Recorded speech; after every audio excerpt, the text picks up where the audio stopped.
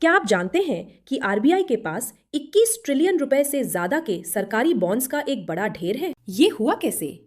बैंकों के पास कैश कम पड़ने लगा, लोग अपना पैसा म्यूचुअल फंड्स में लगाने लगे और आरबीआई रुपए को गिरने से बचाने के लिए डॉलर बेच रहा था, जिससे सिस्टम में और भी कैश कम हो गया। इसे ठीक करने के लिए आरबीआई ने सरकारी बॉन्ड्स खरीदने शुरू किए। एक साल से भी कम में होल्डिंग्स करीब 6 ट्रिलियन रुपए बढ़ गईं। लेकिन यहाँ एक विरोधाभास है। आरबीआई एक तरफ बॉन्ड खरीदकर पैसा सिस्टम में डाल रहा है और दूसरी तरफ डॉलर बेचकर वही पैसा निकाल रहा है।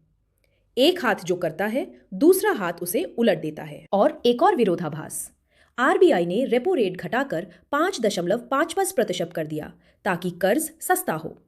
लेकिन लोग पहले से ही बैंक डिपॉजिट से पैसा निकालकर म्यूचुअल फंड्स में लगा रहे थे, जिसने रेट कट के असर को सीमित कर दिया। और इसके बावजूद 10 साल के बॉन्ड यील्ड अभी भी 6.60% पर है। मार्केट बस पीछे धकेल रहा है। एक साइड इफेक्ट ये है कि आरबीआई को इन बॉन्ड से भारी मुनाफा होता है, जो सरकार के पास जाता है।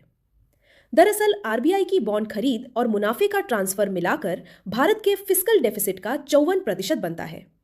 यानी सरकार जितना ज्यादा खर्च करती है, उसका आधे से ज्यादा आरबीआई चुपचाप भर रहा है। अगर आरबीआई दखल न देता, बॉन्ड यील्ड्स उछल जाते और सरकार का उधार लेना रातों रात बहुत महंगा हो जाता। खबरें आसान भाषा में, थिंको को फॉलो करें।